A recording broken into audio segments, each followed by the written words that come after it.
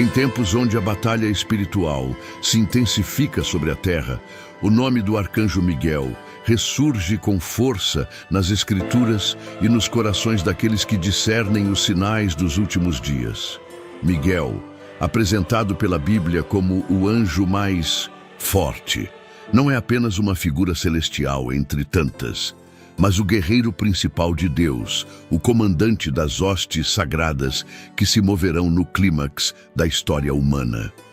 Seu nome, que significa "Quem é como Deus?", carrega consigo uma confrontação direta contra todo espírito de orgulho e rebelião. Não há outro personagem angelical que a palavra de Deus destaque com tamanha autoridade em tempos de conflito. Quando o Apocalipse se aproxima, é Miguel quem se posiciona. Quando as trevas tentam se espalhar, é ele quem se ergue. Ele não aparece nas Escrituras como mensageiro da paz, mas como guerreiro do juízo, aquele que lidera os exércitos celestiais na batalha no céu, descrita em Apocalipse, capítulo 12, e que reverbera até os dias de hoje. Em meio ao caos crescente e aos enganos que assolam o mundo, a lembrança da presença de Miguel é um alento, um sinal de que o céu está atento, vigilante e ativo. A relevância de Miguel para os dias atuais não está apenas no simbolismo de sua força, mas na atuação constante como defensor dos filhos de Deus. Ele é aquele que se move quando o plano divino encontra resistência no mundo espiritual. E em um cenário onde a fé é atacada e a verdade é relativizada, a menção ao arcanjo Miguel desperta o espírito para a realidade de que não estamos sozinhos. O céu tem seus guardiões, e o mais forte entre eles está em prontidão. O reconhecimento da figura de Miguel vai além do conhecimento teológico. É um chamado à vigilância, uma lembrança de que vivemos entre dois reinos em colisão constante. Seu surgimento nas Escrituras nunca é em vão. Em cada aparição, ele está envolvido em guerras, livramentos, confrontos com o maligno, disputas por corpos, visões proféticas e batalhas escatológicas. Tudo isso revela a dimensão espiritual por trás daquilo que, aos olhos humanos, muitas vezes passa despercebido. Judas, versículo 9, nos mostra Miguel confrontando o próprio diabo, não com insultos, mas com reverência à autoridade de Deus. Em Daniel, capítulo 10, ele entra em cena para romper barreiras invisíveis que impediam que a resposta divina chegasse ao profeta. Em Apocalipse, ele é o comandante da vitória celestial. Cada episódio revela uma camada nova da sua missão e da sua força, e prepara o terreno para compreendermos o papel que ele terá quando o tempo se cumprir. Afinal, quando Miguel se levanta, é porque o céu está declarando guerra. E quando o céu declara guerra, não há potestade que permaneça de pé. A guerra no céu. Miguel contra o dragão. Entre os mistérios mais impressionantes da Bíblia, a batalha descrita em Apocalipse, capítulo 12, se destaca como uma revelação das dimensões ocultas da realidade espiritual. Não é uma metáfora, nem uma alegoria poética. É o registro de uma guerra real, travada no céu, onde Miguel, o arcanjo, se levanta como comandante supremo dos anjos de Deus para enfrentar a rebelião que ameaçava a ordem divina. Essa batalha marca o início do fim para o inimigo e a declaração visível de que o reino dos céus não permanece passivo diante do mal. O texto diz: "E houve batalha no céu.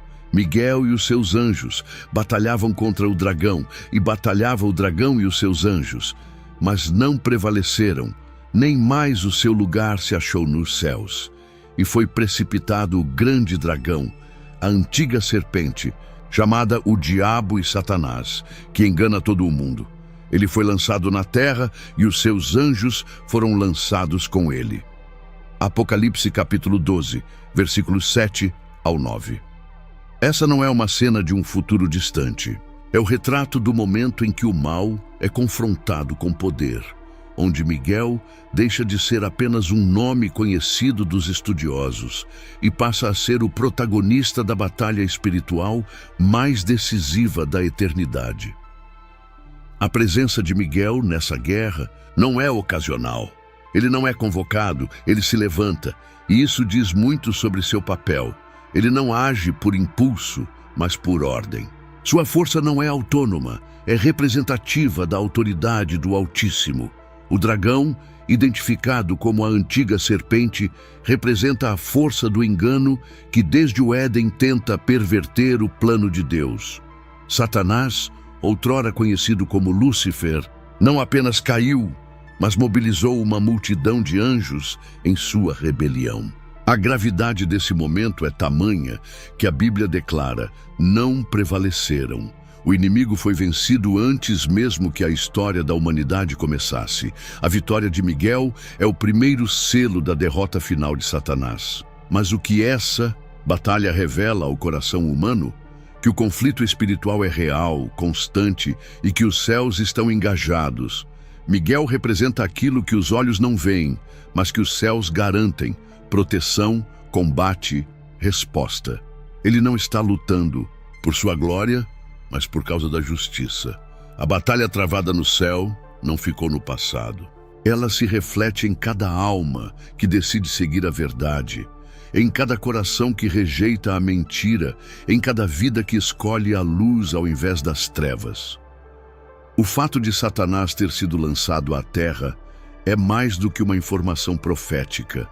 É uma advertência espiritual. A guerra mudou de cenário, mas não terminou. O inimigo, derrotado nos céus, intensifica sua ação entre os homens. E é por isso que a lembrança de Miguel não pode ser vista apenas como uma curiosidade angelical. Ela é estratégica. É a certeza de que o céu não está inerte. Miguel, como comandante das tropas celestiais, é símbolo da intervenção divina nos momentos mais críticos. Ele é o braço da justiça de Deus em ação, e quando ele se move é porque o juízo está em andamento.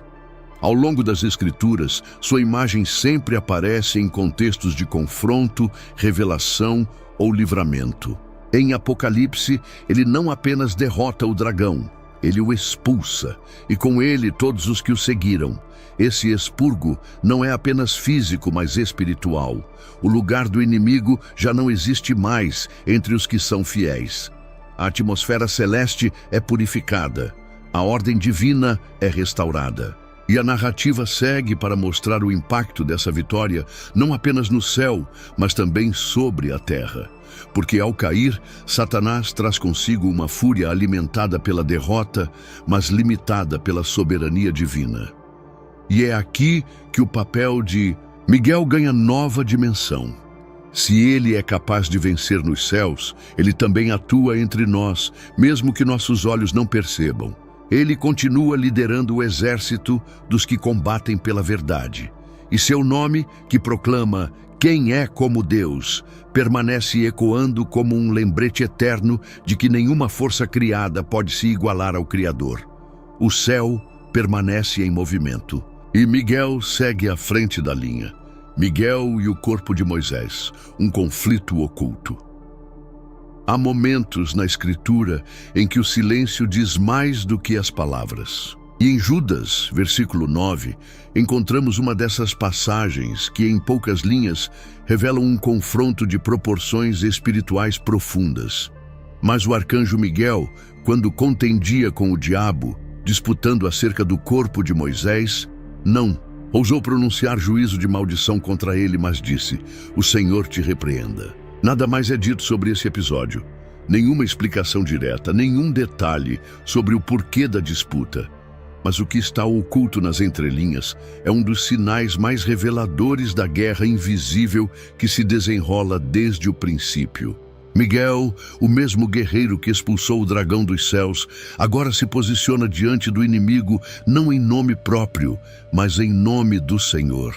Isso não diminui sua autoridade, pelo contrário, revela o fundamento de toda autoridade legítima. No reino espiritual, a submissão total ao Deus Altíssimo. A questão do corpo de Moisés não pode ser ignorada. Moisés não entrou na terra prometida, morreu em um lugar que ninguém conheceu e foi sepultado pelo próprio Deus, como está registrado em Deuteronômio capítulo 34. Não houve lamento público, nem procissão de líderes, apenas silêncio. E ainda assim, após sua morte, um conflito se levanta. Isso mostra que, mesmo após a partida de um servo fiel, aquilo que lhe pertence ou esteve sob sua missão, continua, sendo alvo de interesse nas regiões espirituais. Por que Satanás queria o corpo de Moisés? A Bíblia não nos oferece uma resposta direta, mas é possível compreender algumas implicações. Moisés foi o legislador, o libertador, o profeta do encontro face a face com Deus. Seu corpo poderia se tornar um objeto de idolatria, uma relíquia capaz de desviar corações. Ou talvez algo maior estivesse por trás. Uma tentativa de interromper um plano divino futuro, como sua aparição glorificada ao lado de Elias na transfiguração de Cristo, registrada em Mateus, capítulo 17. Independentemente do motivo, a ação de Miguel é firme, sem hesitação. Ele não discute teologia com o diabo, não negocia, não eleva a voz em rebelião. Ele apenas declara: "O Senhor te repreenda." É a imagem perfeita de um servo que entende sua posição. Miguel sabe que sua força está em obedecer, não em confrontar fora da autoridade divina. E isso também nos ensina: nem mesmo o mais poderoso entre os anjos age fora da direção de Deus. Essa disputa revela que o corpo de Moisés ainda tinha valor no plano eterno, não como instrumento de culto, mas como peça-chave de um testemunho que ainda se cumpriria. E é esse zelo que Miguel representa: o cuidado com o que Deus separou, a proteção daquilo que carrega propósito.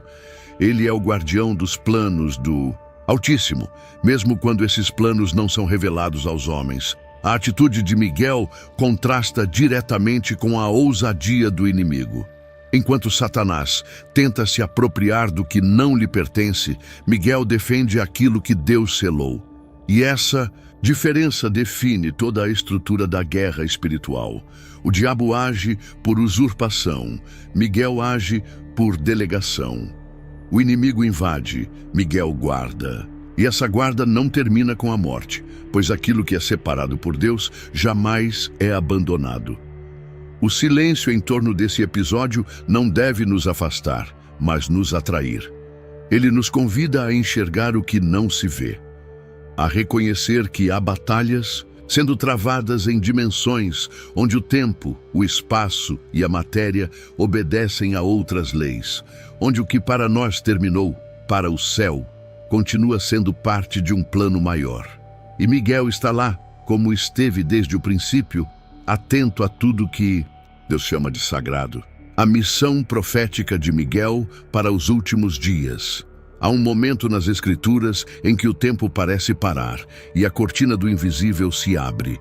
Em Daniel, capítulo 12, versículo 1, lemos: "Naquele tempo se levantará Miguel, o grande, príncipe que se levanta a favor dos filhos do teu povo, e haverá um tempo de angústia, qual nunca houve, desde que houve nação até aquele tempo." Essa profecia não está distante, ela pulsa, ela respira. Ela se aproxima do nosso tempo com uma precisão que arrepia. Miguel, o mesmo que enfrentou o dragão, que protegeu o corpo de Moisés, agora é apontado como a chave de um momento apocalíptico. Mas o que significa naquele tempo? Que tempo é esse que justifica a intervenção direta do arcanjo mais poderoso? Não é um tempo comum, é o tempo da maior angústia que o mundo já viu. Um tempo onde sistemas ruirão, onde alianças se desfazem, onde até os fundamentos da fé serão testados. E nesse tempo, Miguel se levanta. Ele não é enviado. Ele se ergue, como quem sente a urgência, como quem reconhece que chegou a hora em que os céus não podem mais permanecer em silêncio. e ele se levanta não por si, mas por aqueles cujos nomes estão escritos no livro. O livro da vida. Miguel conhece os nomes. Ele sabe por quem lutar. Ele sabe quem pertence ao reino. Essa imagem é mais do que profética, é profundamente pessoal. Imagine que o céu guarda o seu nome, que quando as trevas parecerem prevalecer, quando tudo em volta parecer ruir, alguém se levanta por você. Alguém que não esqueceu, alguém que sabe exatamente onde você está. Miguel não é uma ideia abstrata, ele é a resposta de Deus em tempos de extrema tribulação. Essa missão profética de Miguel está diretamente ligada à consumação dos tempos. E a sua aparição nas profecias de Daniel não está isolada. Ela aponta para um alinhamento entre céu e terra, onde os servos de Deus são alvos de perseguição, mas também de livramento. Porque o versículo continua: mas naquele tempo será salvo o teu povo, todo aquele que for achado escrito no livro. Não é salvação genérica, é salvação pessoal, registrada, assegurada. Daniel, ao receber essa revelação, não estava vivendo tempos tranquilos. Ele estava exilado, longe de casa, enfrentando impérios e vendo sua fé sendo pressionada todos os dias.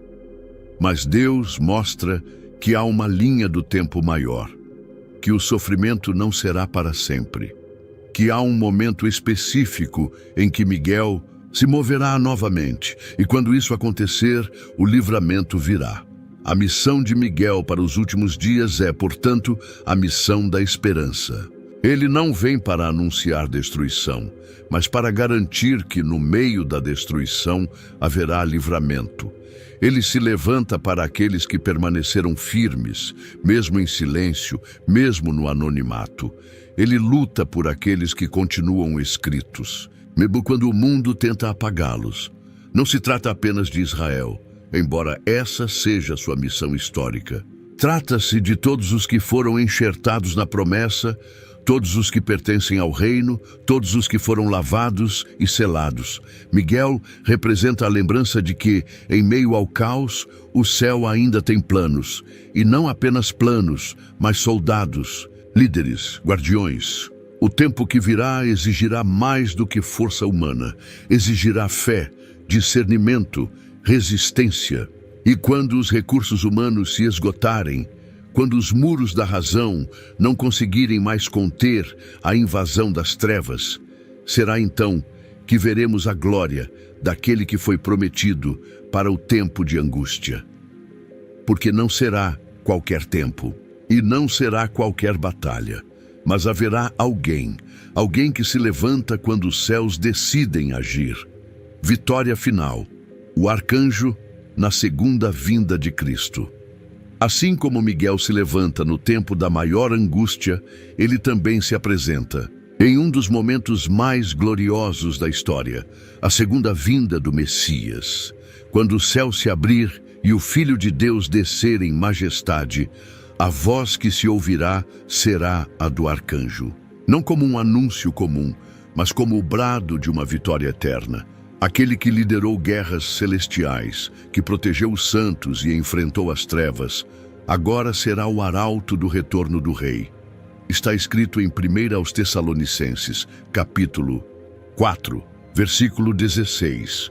Porque o mesmo Senhor descerá do céu com alarido e com voz de arcanjo, e com a trombeta de Deus, e os que morreram em Cristo ressuscitarão primeiro. A voz de Miguel, misturada ao som da trombeta, não é apenas um chamado.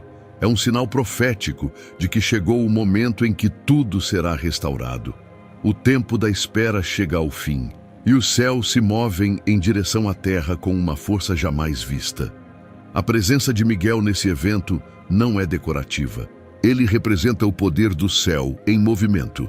Sua voz, ao ecoar nas dimensões espirituais, desperta os mortos que dormem em Cristo, quebra os limites da matéria e sela o início de uma nova era.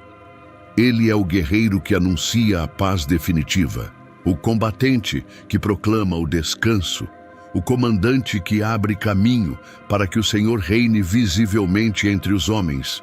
Tudo o que foi profetizado sobre julgamentos, batalhas e livramentos encontra seu clímax aqui. A história que começou com guerras no céu, com resistências invisíveis e defesas espirituais, termina com a aparição pública daquele que sempre esteve ao lado do Altíssimo. Miguel não é exaltado, mas exaltador. Ele aponta para o verdadeiro centro de toda a história, Jesus Cristo. E nesse anúncio, há uma mensagem para todos os que ainda caminham por fé. Miguel não apenas proclama a vinda, ele garante que a voz do céu será ouvida, que os que descansam, esquecidos pela história, serão lembrados pelo som da eternidade, e que nenhum dos escritos no livro será deixado para trás. Essa missão, de anunciar a vinda, de romper o silêncio entre o céu e a terra, é a última de Miguel nas Escrituras, mas ela não é menor, é a mais grandiosa. Ele não está mais apenas protegendo Israel, nem disputando corpos, nem guerreando com o dragão. Ele está proclamando a vitória absoluta do Cordeiro, e sua voz é o toque final que separa este século do reino eterno. E como em todas as suas aparições anteriores, Miguel se levanta por um propósito específico. Desta vez, não é mais apenas por proteção, é por proclamação, é por redenção, é pelo cumprimento. E, como sempre, sua ação está alinhada com os que pertencem a Deus, com os que carregam o nome, com os que são dele desde o início. Mas para entender por que Miguel se levanta com tanto zelo por esse povo, é necessário voltar às suas raízes, voltar ao seu papel como príncipe, como guardião, como defensor de uma nação escolhida. E é aí que compreendemos a profundidade de sua ligação com Israel, a defesa profética de Israel. Desde os primórdios, quando Deus separou Abraão para formar uma nação que levaria seu nome, Israel passou a ocupar um lugar único na história da redenção. E foi para essa nação que Deus designou um guardião celestial singular, Miguel, o príncipe. Em Daniel, capítulo 10, versículo 21, ele é chamado de vosso príncipe. E novamente, em Daniel, capítulo 12, ele é descrito como o grande príncipe que se levanta a favor dos filhos do teu povo. Isso não é simbólico, é designação direta, celestial, espiritual e irrevogável. A teologia da aliança nos mostra que Israel não é apenas um povo geográfico, é um povo profético, um povo cuja existência física está interligada com realidades eternas. E Miguel, como arcanjo, é estabelecido por Deus para defender essa conexão. Ele não está ligado apenas à segurança externa da nação, mas em manutenção do propósito divino sobre ela. Cada vez que Israel foi ameaçado, havia mais do que exércitos humanos em jogo. Havia estratégias nas regiões celestiais. Durante o exílio babilônico, enquanto Daniel jejuava e orava pela restauração de seu povo, foi Miguel quem rompeu os bloqueios espirituais para que a mensagem de Deus chegasse ao profeta. Isso revela que a atuação de Miguel transcende o visível. Ele atua em momentos estratégicos da história, em momentos em que o destino de Israel está em xeque, quando o silêncio de Deus parece longo demais e o céu parece distante demais. Israel é o relógio escatológico de Deus, e Miguel é o guardião do tempo profético. Ele não interfere nos processos humanos, mas se manifesta quando há riscos de desvio do plano soberano. A Bíblia nunca apresenta Miguel como conselheiro ou anunciador de bênçãos. Ele aparece em contextos de tensão, onde a fidelidade de Deus está sendo testada e onde os poderes das trevas tentam usurpar o que foi jurado em aliança. Mas por que Deus designaria um arcanjo exclusivamente para esse povo? A resposta está na promessa. Em Gênesis capítulo 12, Deus diz a Abraão: farei de ti uma grande nação, e em ti serão benditas todas as famílias da terra. Esse vínculo de bênção entre Israel e os demais povos só é possível se o fio da história permanecer intacto. Miguel, portanto, garante essa continuidade. Ele guarda não apenas pessoas, mas propósitos. Ele protege não apenas vidas, mas promessas. É preciso entender que, espiritualmente, Israel não é apenas alvo de perseguições por razões geopolíticas.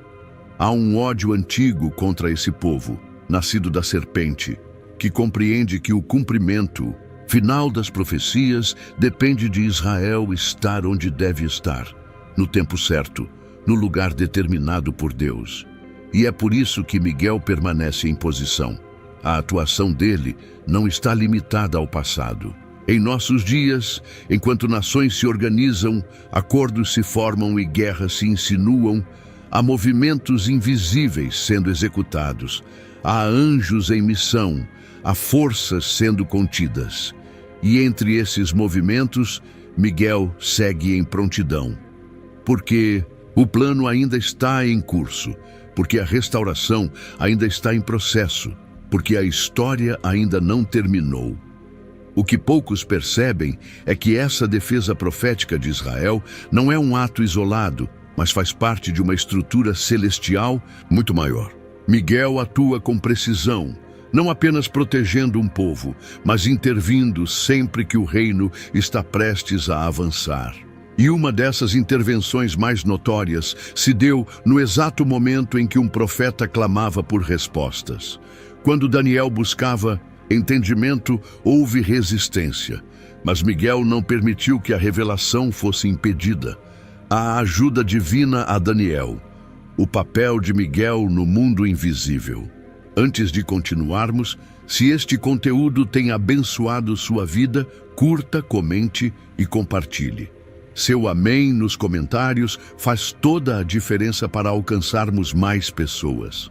Se inscreva no canal e, se quiser abençoar o canal, deixe um super chat de qualquer valor ou se torne membro. Assim continuamos investindo em pesquisa e melhorias para abençoar ainda mais a sua vida. Continuando, entre as cenas mais poderosas e reveladoras do Antigo Testamento está aquela que se desenrola nas margens do rio Tigre, quando um anjo é enviado a Daniel com uma resposta do céu, mas é impedido. O que parecia ser apenas mais uma visão profética se transforma em uma das descrições mais nítidas sobre a guerra espiritual que ocorre fora do alcance dos sentidos humanos. E é justamente neste momento que Miguel, o arcanjo, entra novamente em cena. Daniel, já idoso, havia iniciado um jejum de 3 semanas. Ele não comeu alimentos especiais, não se ungiu com óleo e passou esse período em oração, buscando entendimento sobre o que aconteceria com seu povo. Daniel, capítulo 10, versículo 2 em diante, descreve esse jejum e a visão que o segue. A resposta demorou. 3 semanas de silêncio. 3 semanas sem nenhum sinal do céu. Mas o que ele não via era que, desde o primeiro dia, a resposta já havia sido liberada. O atraso não foi divino, foi resistido. O anjo que aparece a Daniel confessa que foi impedido por 21 dias por um ser espiritual chamado de Príncipe do Reino da Pérsia.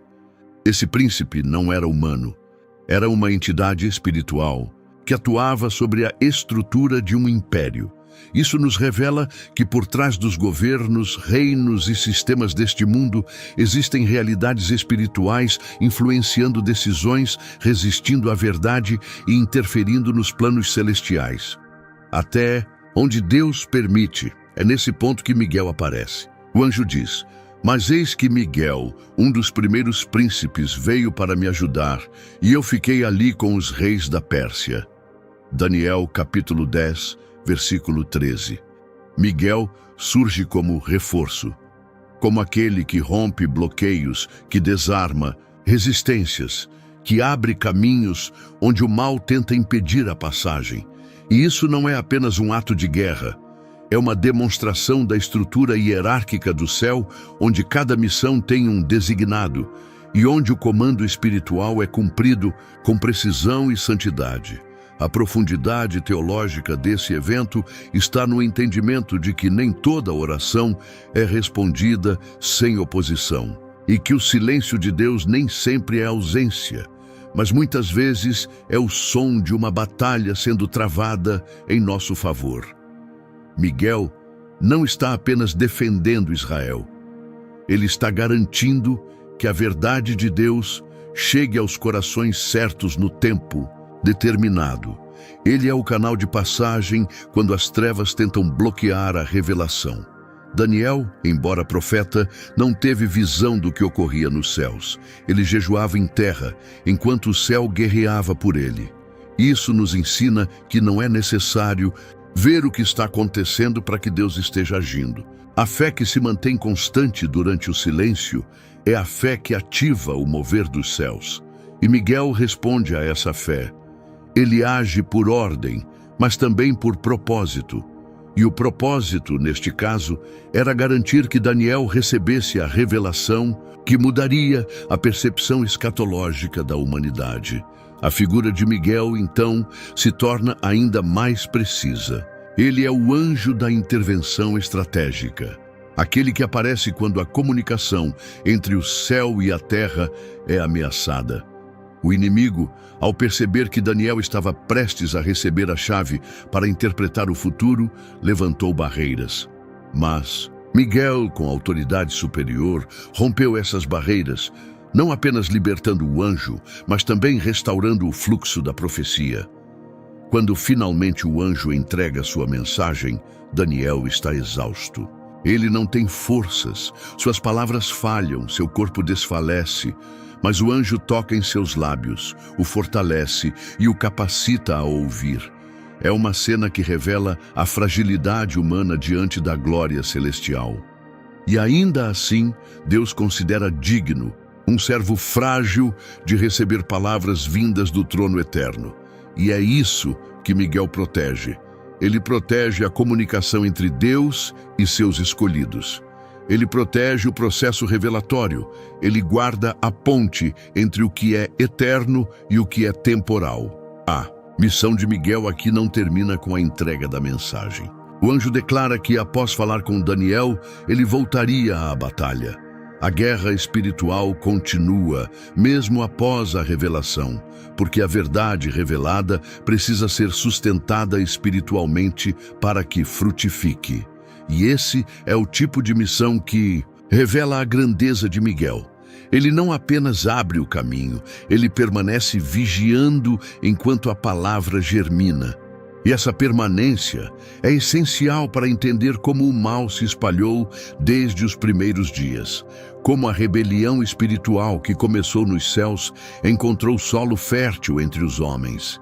E é por isso que, para compreender a raiz dessa batalha invisível, precisamos voltar ainda mais até o momento em que o primeiro brilho de orgulho se acendeu no coração de um anjo que um dia foi chamado de portador da luz. Queda de Lúcifer e a rebelião dos anjos. Antes da terra girar pela primeira vez, antes do Éden florescer, antes de o homem ser moldado do pó, houve um silêncio quebrado no céu. Um som imperceptível aos ouvidos humanos, mas retumbante nos corredores da eternidade, o som da rebelião. Lúcifer, um ser de luz, ornado com pedras preciosas, um querubim ungido e perfeito em beleza e sabedoria, elevou seu coração acima do trono que deveria adorar. Em Ezequiel, capítulo 28, versículos 12 ao 17, somos conduzidos ao retrato desse ser celestial. Estavas no Éden, jardim de Deus, perfeito eras nos teus caminhos, desde o dia em que foste criado, até que se achou iniquidade em ti. Elevou-se o teu coração por causa da tua formosura. O que se achou nele não foi fraqueza, foi orgulho, um desejo de ser mais do que um reflexo, um desejo de ser adorado. Isaías, capítulo 14, revela as intenções de seu coração. Eu subirei ao céu, acima das estrelas de Deus, exaltarei o meu trono, serei semelhante ao Altíssimo. Lúcifer não queria destruir Deus, ele queria substituir Deus, e foi nesse desejo de ascensão que ele caiu. A luz que iluminava agora se tornou sombra. O anjo que guardava agora ameaçava. E com ele arrastou um terço das hostes celestiais, conforme Apocalipse, capítulo 12, versículo 4. E a sua cauda levou após si a terça parte das estrelas do céu e lançou-as sobre a terra. A teologia dessa queda não pode ser ignorada. Ela nos ensina que o mal não foi criado. Ele foi escolhido, nasceu de um coração que abandonou a submissão, que trocou reverência por exaltação própria. A rebelião não começou na terra, começou no céu, não em fraqueza, mas em esplendor, e é justamente por isso que foi tão devastadora. O que era para refletir a glória passou a competir com ela. Nesse cenário, Miguel não é apenas uma figura de força, mas de fidelidade. Enquanto Lúcifer se exaltava, Miguel permanecia no lugar que lhe foi designado. Enquanto o anjo caído tentava se tornar como Deus, Miguel vivia para proclamar quem é como Deus. Sua própria existência é um contraponto à rebelião. Ele é o selo da ordem divina diante do caos insurgente. A rebelião angelical não foi um evento isolado. Ela inaugurou uma era, iniciou uma guerra sem fronteiras visíveis. A Terra, quando criada, seria o novo palco dessa batalha. O ser humano, criado à imagem de Deus, se tornaria o alvo da vingança do dragão expulso. A serpente no jardim não era um mero animal, mas o símbolo da inteligência caída, da luz corrompida. E o Éden foi o primeiro campo de prova dessa guerra entre o que permanece e o que se afastou. Os anjos que seguiram Lúcifer não foram coagidos, foram convencidos. A liberdade que receberam se tornou instrumento de queda.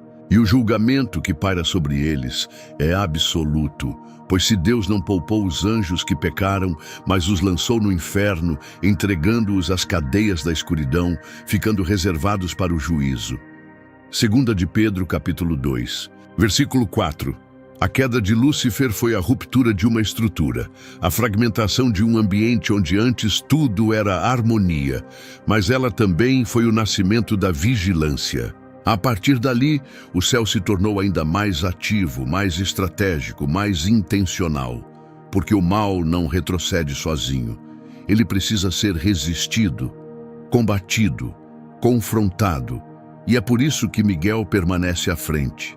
Mas a batalha que começou lá, não terminou lá.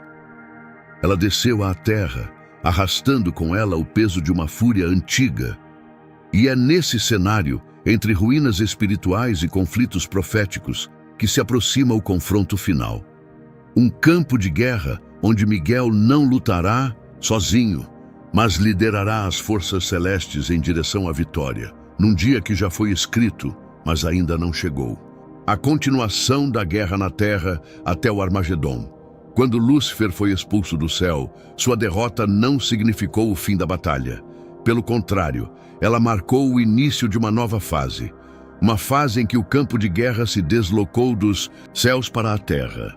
A criação, que antes era o palco da harmonia entre Deus e o homem, agora se tornava o solo onde a antiga serpente travaria sua vingança contra tudo o que refletisse a imagem do Criador. O Éden, com sua paz original, foi invadido pela mentira, e desde então essa guerra nunca cessou. O livro de Apocalipse deixa claro que a fúria de Satanás se intensifica à medida que o fim se aproxima. Ai dos que habitam na terra e no mar, porque o diabo desceu a vós com grande ira, sabendo que já tem pouco tempo. Apocalipse capítulo 12, versículo 12. Ele sabe que não pode vencer, mas ainda tenta atrasar, corromper, desviar. Sua estratégia não é mais celestial, é terrestre. Ele ataca mentes, manipula sistemas, distorce doutrinas, e a sua maior fúria está voltada para os que guardam a verdade. Nesse novo cenário, Miguel não é mais apenas o comandante da batalha no céu. Ele é o general invisível da resistência espiritual na terra. Enquanto o diabo move seus peões no tabuleiro geopolítico, enquanto nações se levantam contra nações, enquanto o certo e o errado são invertidos na consciência das massas, os exércitos celestiais seguem em prontidão. E Miguel, aquele que já derrotou o dragão uma vez, continua ativo, não apenas como defensor, mas como executor da ordem final.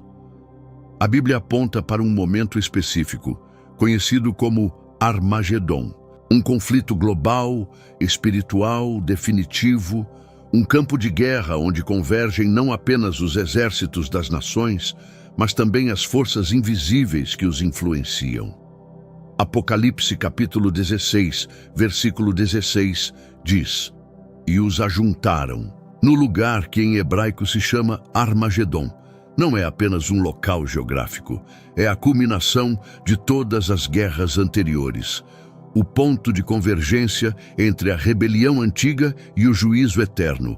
E é nesse ponto que Miguel volta ao centro da cena. Como em todas as vezes anteriores, ele se levanta por um propósito: cumprir o tempo determinado, não com hesitação, mas com a firmeza de quem já conhece o final da história. Ele não age por impulso, mas por direção.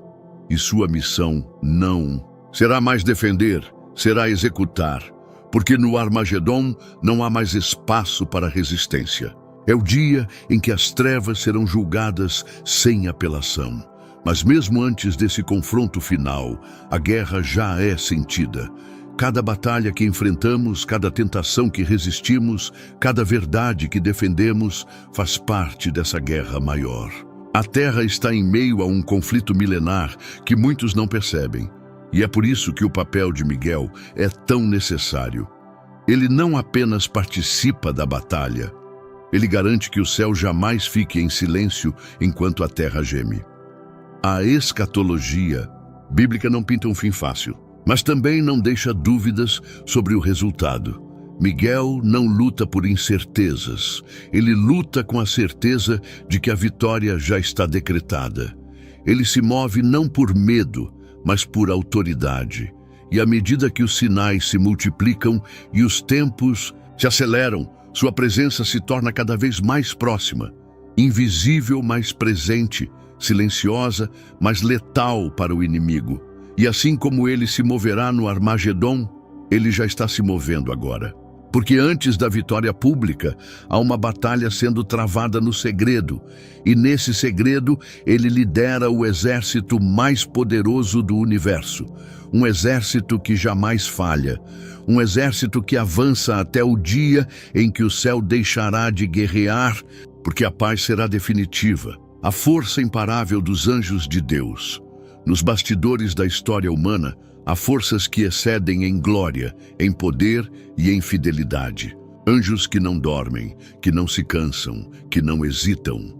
Servos celestiais que ouvem diretamente a voz de Deus e se movem com precisão absoluta para cumprir suas ordens. Entre eles, há um que lidera, que carrega em si o peso da responsabilidade e o selo da força.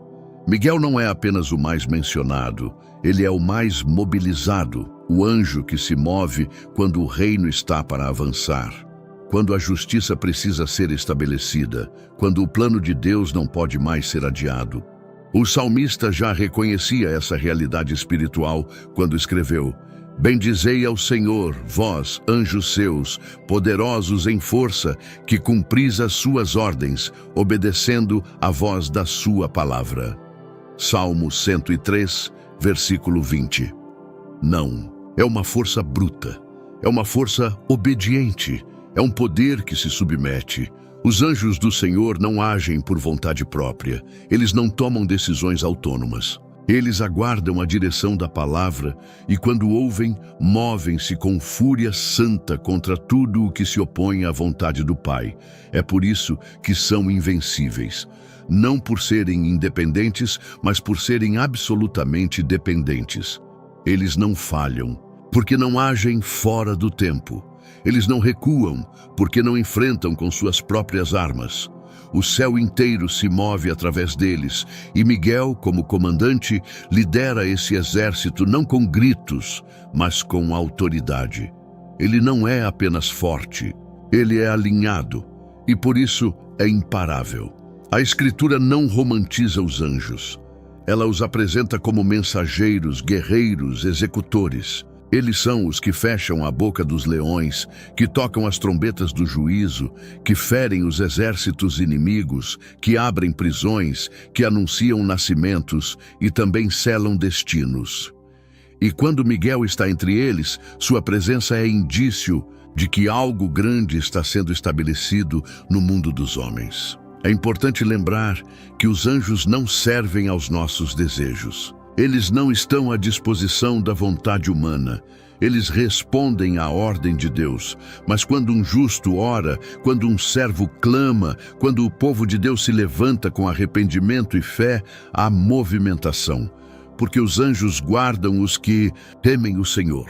Eles se acampam ao redor, eles intervêm, eles agem. E quando a presença das trevas se intensifica, quando os conflitos atingem dimensões que nossos olhos não conseguem interpretar, são esses mesmos anjos que estão em prontidão. São eles que detêm o avanço do mal, que quebram cadeias espirituais, que frustram os intentos do inimigo.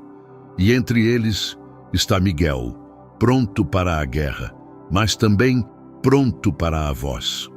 Porque sua força não está em si mesmo, está no Deus que o enviou. Cada vez que um servo é poupado, que uma igreja é preservada, que a palavra chega apesar da resistência, há marcas da intervenção desses seres fiéis. E enquanto o mundo desacredita, o céu age. Em silêncio, mas com fogo. Invisivelmente, mas com precisão. Porque a missão não é ser visto, é cumprir o que foi decretado. E se há algo que o papel de Miguel nos ensina, é que o reino de Deus não está desprotegido, que a terra pode tremer, os impérios podem se erguer, as nações podem se rebelar, mas o céu permanece em prontidão. E quando chegar o tempo determinado, quando o livro for aberto, quando a trombeta soar, não será mais um tempo de espera. Será tempo de movimento, de execução, de manifestação. E os anjos, que hoje lutam nas sombras, brilharão em glória, não para serem adorados, mas para que todo joelho se dobre diante daquele que vem.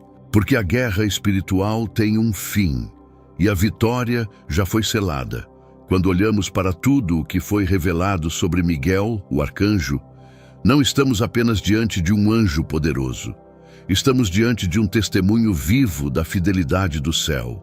Miguel é o reflexo da justiça que não falha, da proteção que não dorme, da autoridade que só se move quando a vontade de Deus assim determina. Ele não busca glória para si. Ele aponta a cada movimento para aquele que reina, do conflito eterno no céu até os combates silenciosos aqui na terra.